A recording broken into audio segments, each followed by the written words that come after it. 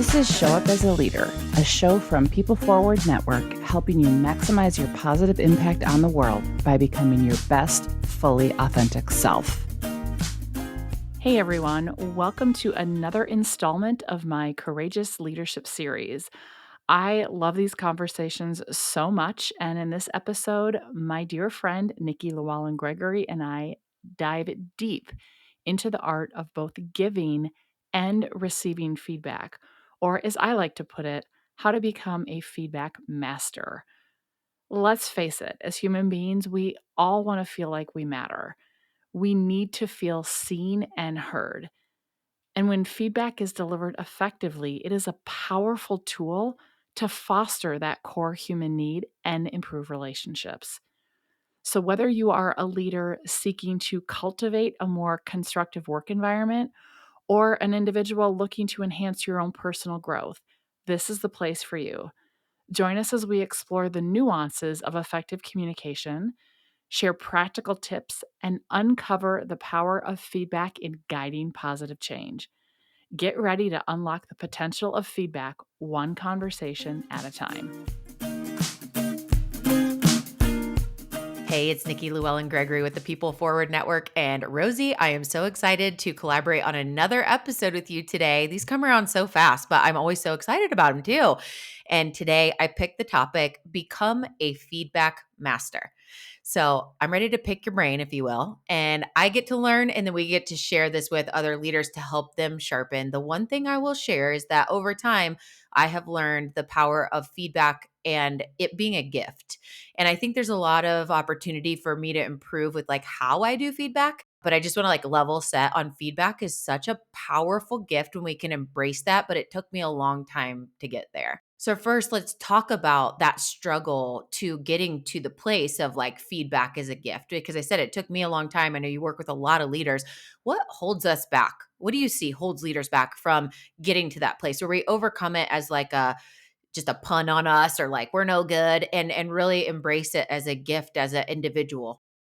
That's such a great question. And I will tell you, we're actually in the middle of finalizing a big research study from hundreds of data points of coaching work and surveys from leaders. And a lot of them are actually working on being better at feedback. And one of the things that is consistent that comes up over and over and over is that when people have challenges with looking at feedback as a gift, it's because it triggers some kind of inner narrative of not being enough, not being perfect. It puts us into some kind of shame spiral. And so rather than being able to look at feedback of, hey, we have an opportunity to do something better, and it is someone who cares about us and trying to help us get to another level, whatever that might be, we go into there's something wrong with me. I'm not enough. I'm being rejected.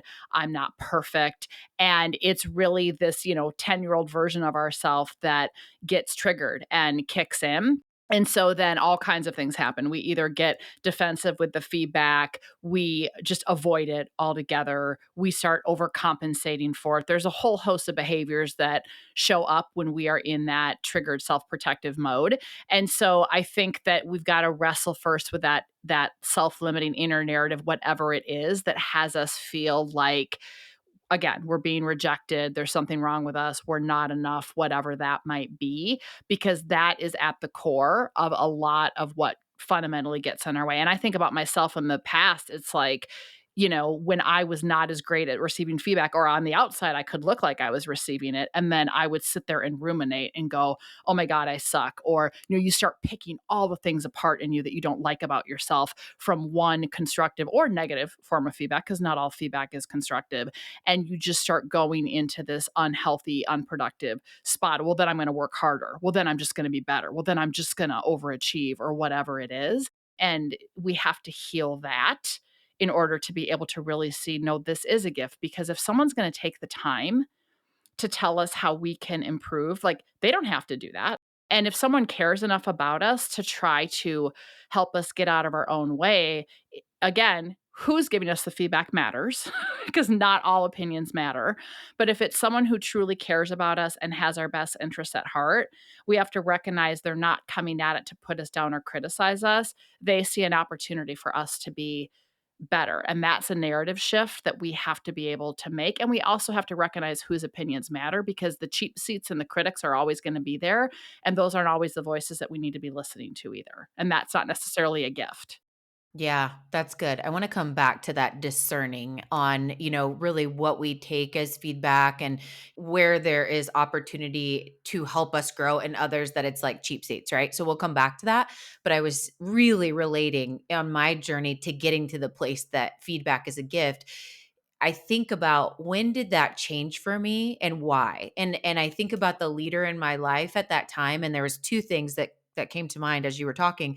One is I felt very safe and that person, that leader was just really wanting to make me better. Like it wasn't a you've done this wrong, right? It was a they really wanted to help and you could tell that their time investment was there. That's one side. The other side is they were educating me on feedback. They helped me understand what it is and what it isn't so that I could better rather than just thinking it was a derogatory, pun on me or something, right?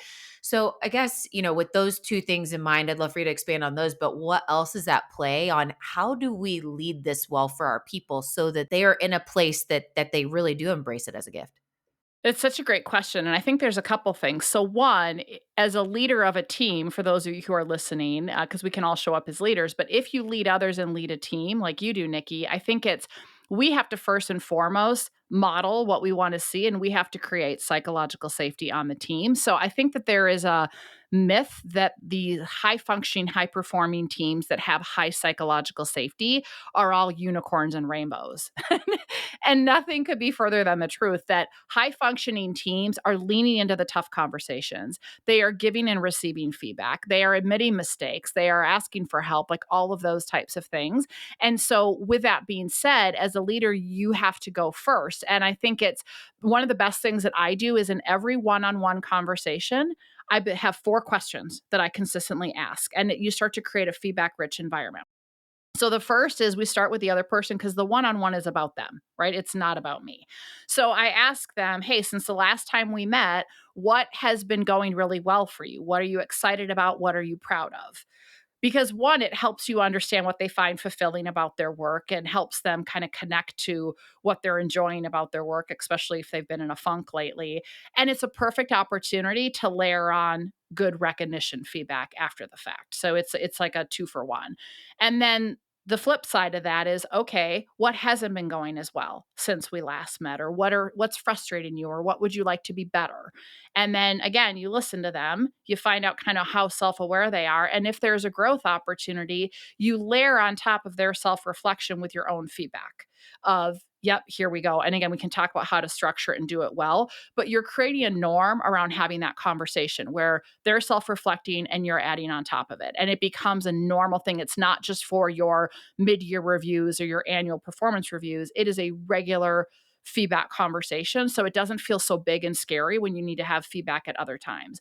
Then the second is this gets back to modeling is I ask, okay, as your leader, what have I done since we last met that you have appreciated, that you have found helpful, that has felt supportive of you, that you want me to keep doing or do more of? Because most of us as leaders, we don't know if we're sucking or doing a good job, right? Leadership is a different set of responsibilities. And then you find out from them. And then the second is, okay, what hasn't been as helpful? Where has there been a misstep? What would you like me to do differently? And I'll give them a pass a couple different times, and then it's like, "Okay, seriously? Like, you can't go, like, 3 or 4 one-on-ones in a row and say, 'Oh, nothing, everything's great, we all can improve.'" And so when I model mining for feedback, it also lets them know, "Okay, like, we can have open feedback conversations." So that's really how we can start to lead this well for our people is we start to normalize it and create deliberate practices where now we just have a feedback rich culture. And then it becomes easier and easier to just have these conversations. And it's not some big monumental thing when we have to address an issue. Because these episodes are always so loaded, it's like, okay, stop and let me give you some key takeaways and then come back. So, remember, model the way, right? Everything you're doing as a leader, like you are being watched, and the way that you're showing up, the way that I am showing up, is I'm modeling the way. So it's in every facet. Don't forget with feedback, right? And so how you embrace feedback, how you give feedback, is how other people are going to adopt, and then creating a norm. I think that is so powerful because one of the Rosie, I always have like hot buttons in my life with like certain things that are going on. And I get very triggered by terrible leadership, let's call it sometimes. And like recently, there was a leader that just hit a meeting on their calendar with I don't know, 12-hour notice with no description, and it was you could tell that it's about quote unquote feedback, right? But like, do you think that that person slept very well that night? No, right? So this is the opposite of having norms where this is our regular routine. These aren't like, oh, I heard something about you, so we're just going to throw this on your calendar. It is creating a norm that creates this safe space for like, we're just going to talk about it. This isn't a, me versus you thing, right? This is a we thing. And I love that you said one-on-ones as a leader. Of course, like it's a we thing too, but this is about them. This is the time for you to listen and for me to listen, for us to find new ways to solve things, but it is that it's really about them, and I think that's a great takeaway and reminder. And then I love that you said, hey, I've got 4 steps, because I think when we have systems for things underneath the let's make it a norm, because that's what culture is. Culture, is a set of routines and norms that we do, right? Like, what is the culture for your feedback? And having a simple system, and then, hey, across the board, this is how we do this, and this is what everybody can expect. I think that's just so healthy. And we actually talk about this in our listening tools of all things, but never, ever, ever, ever send someone a text or an email, and I don't care if this is in your personal life or professional life, or put a meeting invite on their calendar when you don't say what it is. First of all, people are going to ruminate because in the absence of data, our brains fill it in with story. But secondly, like, you don't even know how to show up to that meeting because you have no idea what it's about. So there's no preparation. It's a waste of people's time and you've caused unnecessary rumination. So you know what? And ideally you are having feedback rich conversations, but it might just be a, hey, want to touch base? I got some feedback on this and I want to connect with you just to find out what the heck's going on. I'm curious. Like, put it in there so at least the person knows. Like, and you're doing it in a way of, hey, I learned this. I want to talk to you and find out what's going on. Like, I'm open to having a dialogue. Or, you know what? Maybe something didn't go so well. And you say, I want to have a meeting with you to circle back on this or to find out because I know this didn't end well. And I think we have some cleanup to do. Well, now you know going in, this is a growth feedback conversation, but you're not wondering or worrying or whatever, or thinking I'm getting fired. Because when there's lack of information, that's where people's brains go. And so I just think it's so critical to be mindful of how do we set people up for success, to have feedback conversations and not cause unnecessary catastrophizing that we don't need to. Right. So you heard it here, folks. Dr. Rosie Ward said, "Don't you ever, ever, ever send a text or an email with no description about what this meeting is about. Just never, ever do that again." Okay. We'll just all agree. What else comes to mind when it's like, here's what not to do when it comes to being a feedback master? Don't do these things. Okay, never, ever, ever, ever do the crap sandwich. And so many people do this. In fact, there was an article that was like one of the AI generated ones on LinkedIn. And it was like, hey, do the sandwich method is great. And I commented, oh, please no, do not do the crap sandwich. Although, I use the SHIT version. I don't call it the crap sandwich. But so here's what it is. And so many people were taught this once upon a time. Start with a positive, right? Say something nice about what they did or a compliment, right? And then go to this is like that's like the bread, and then go to the middle, which is the crap, which is whatever you want them to change or improve upon, and then end with something positive. And here's why it's a crap sandwich. So, first of all, anything that you just said that was the positive, even if it's authentic, it now feels disingenuous to that person. And the next time you actually want to recognize them, they're going to be sitting there waiting for the other shoe to drop and they're not going to believe you. They're not gonna take it in as being authentic. Second is so often that message that we're trying to give in the middle gets so watered down by the fake compliments on either side, or even if they're authentic, they feel fake to the person, that the person walks away from the conversation not even clear that there's something they're supposed to do differently or that there was an ask of them. And so all around, it's just awful. And so go back to my 4 questions in the one-on-one. You can have both recognition feedback and growth feedback in the same conversation, but not in the same like sentence or paragraph. So it's like, let's talk about what's going well, period, new paragraph, move on. Let's talk about what isn't, but do not intermix them because that is the worst thing that we can do, and so many people still use that method. When I'm teaching feedback workshops, you'd be surprised at how many people are like, "Oh, I do that." I'm like, "Yep, well, and let's talk about how that's working for you." And they're usually like, "Yeah, it's not." I'm like, "Okay." Right. Well, you think one of the things that we know as leaders is clarity is key. Crystal clear. Like you think of a vision, and the best leaders can share this crystal clear vision, and everybody's rowing in the same direction. And this is an example the crap sandwich, the positive, the negative, the positive is it's like, wait, so what are we here for again? It's just not clear. So, once you think about it like that, it's like, okay, yeah, let's just never do that again. Yeah, one of my favorite sayings that we have from the Dare to Lead curriculum is clear is kind, unclear is unkind. Ooh, that's good. So, Rosie, let's touch on what it looks like to be good at receiving feedback because whether you're a leader or, everybody has the opportunity to be a leader whether a title or not. Just want to throw that out there so you can be a leader in your life and we hope that everyone is on that journey. But whether you have the formal role or not, if you're in a leadership role, you're going to get feedback too. And if you're a brand new in your role first job, right? We're all getting feedback and get to embrace it. How do we embrace feedback well? That's a great question, and I think there's a couple things going back to we have to own our inner narrative and recognize like when we start to become defensive in feedback. So we have to have enough self-awareness and emotional intelligence to recognize when we're being hooked by emotion or when we might be becoming defensive. Like we have to know the signs and signals in our own body that, oh my gosh, I'm starting to tune out or I'm starting to formulate a response or I'm turning flush in the face or whatever it is, both in your thinking and your feeling and your physical body that tells you you're becoming defensive. Because if we don't recognize that and push through, not good. And here's the thing, if you recognize that you're starting to become defensive and you don't have a way to reset in that moment, which sometimes doesn't happen, the best thing that we can do is just say, "I'm sorry, I need to take a pause because I realize that, I'm becoming defensive and I wanna be able to hear your feedback, or it's important to me to be able to take this in.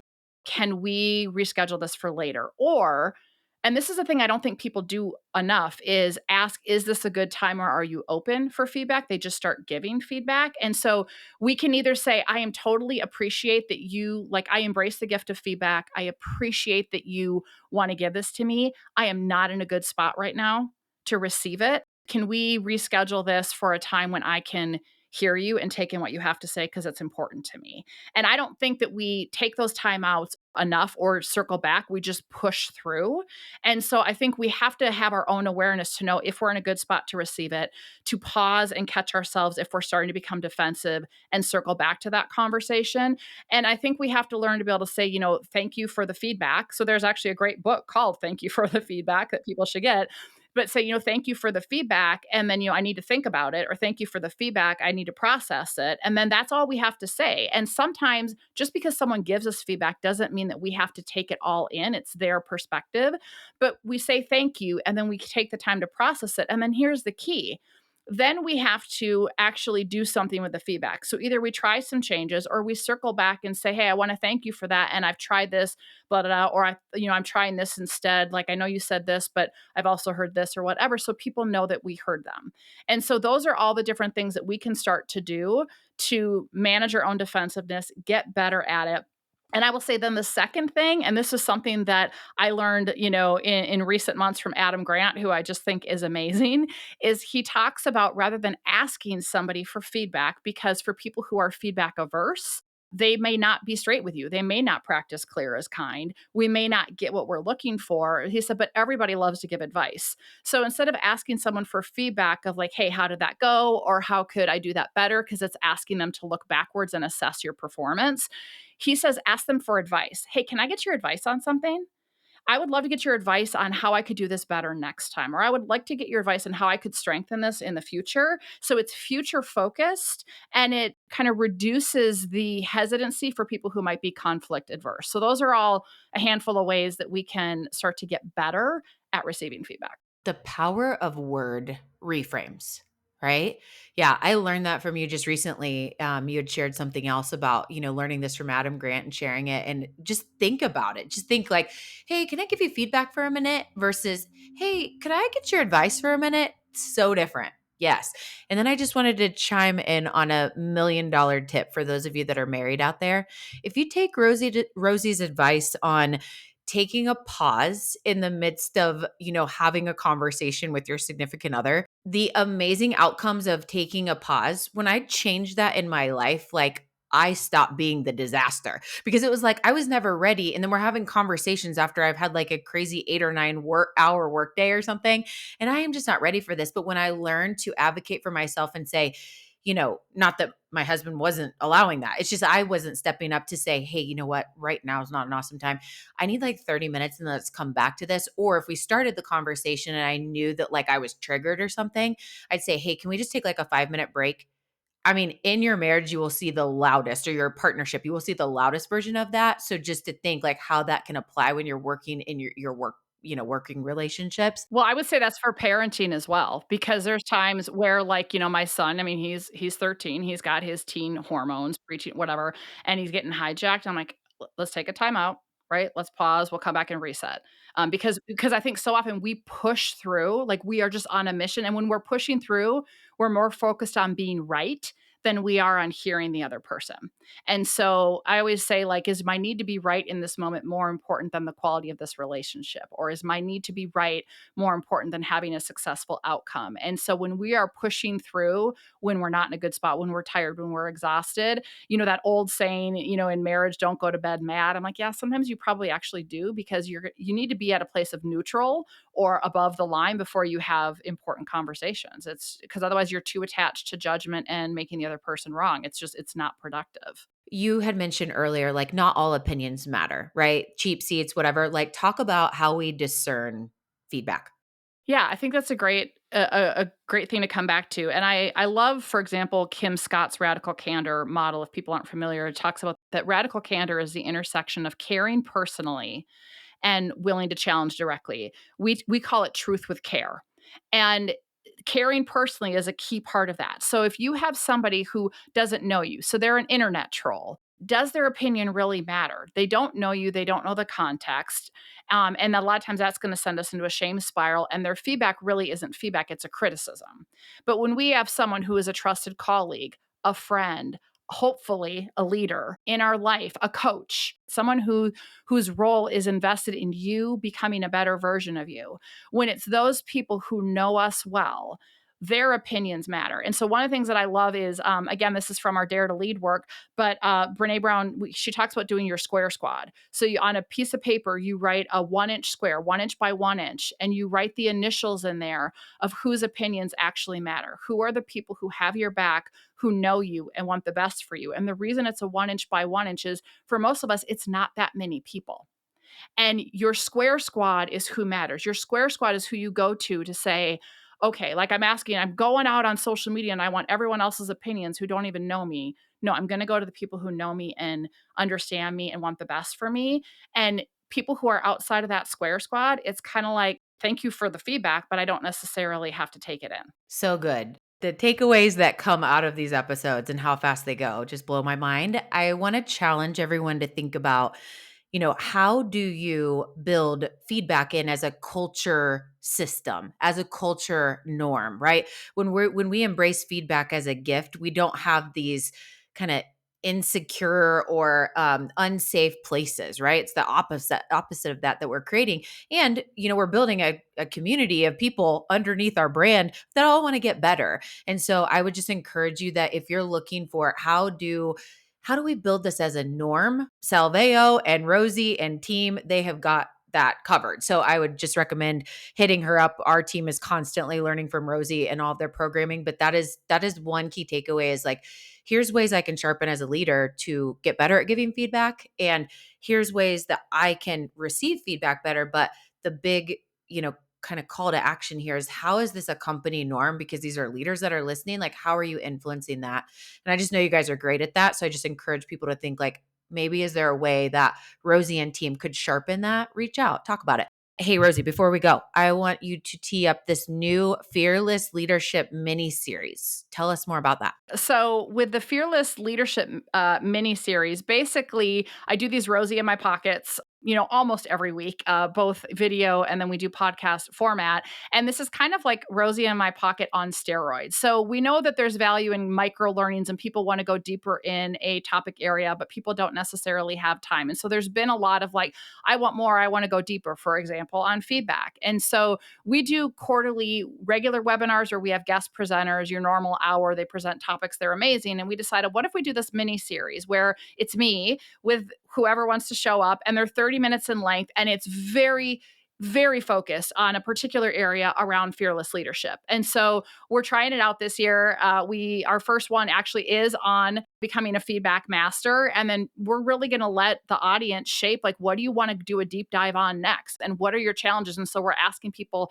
to submit ahead of time, like, what are your biggest challenges with whatever the topic is? What do you want to know? And so we really are trying to let this be shaped by the people who want this and need this, and go deep and kind of like, here's our tools, here's our tips. It's kind of like a free 30-minute coaching session on, here's the stuff that's going to help you in these various aspects of fearless leadership. So when we put it out there and kind of tested the idea with people in our community, there was like this resounding, oh my gosh, yes, that would be so valuable. So we're going to see. But, everything we do is with this idea of how can we add value and further our purpose. And so this just seems like another good addition. So we're excited to bring it and see what good we can do this year and hopefully beyond. If it's valuable enough, we continue it. That's so good. I love that idea. And, just as a reminder to all of us, like I'm thinking about some of the topics that I might submit, almost anything that is on our mind to get better at or learn through is on someone else's, right? It's like people are like, me too, right? So go first, throw your topic out, get in touch with, Rosie and the team and just share whatever that may be. You never know. You might be the one that gets to hang out with Rosie like I do. So this is so good. This is another great episode. And Rosie, I don't know, do you want to wrap us up? The biggest thing, and going back to your cultural norm, I think that when you have some core and common language and consistent practices with anything in your company. I mean, that's how you start to really reinforce the culture you want to have. But specifically around feedback, I know with the work that we do with clients, we use a very specific feedback formula that we use for both recognition and growth to make it easy, simple. Again, the more we give people a framework, not a prescription, but a framework and a blueprint to have some consistency, it takes some of the scariness away. And the other thing I would say is that for the people who are listening that are a formal leader where feedback is your responsibility, I think that it's still good to ask if it's a good time. But one of the things that I am adamant about is that if you support people, if you have people within your span of care and you have somebody on your team who is unable to receive feedback, they deflect, they make excuses, they blame other people, they blame their circumstances. That in and of itself is a growth feedback conversation. So in recent history, I had somebody who used to be on my team. They're not on my team anymore. And one of the biggest challenges with this person is every time I tried to have a growth feedback conversation with this person, it was, derail with emotions and crying and deflect and this and that. And it became a performance expectation of, I need you to be able to receive feedback.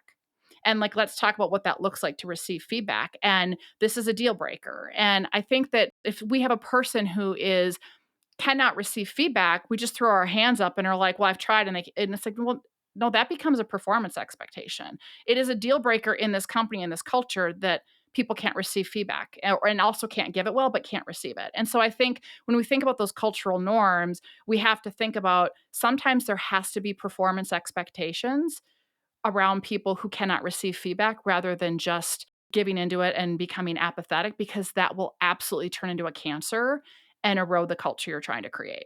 Rosie, another chock full episode, so many key takeaways, and we'll be back again like before we know it. And who knows what that next topic might be. But don't forget, for those of you that are listening, if you want to submit a topic, there's so many opportunities for you to get involved in what is happening with Show Up as a Leader.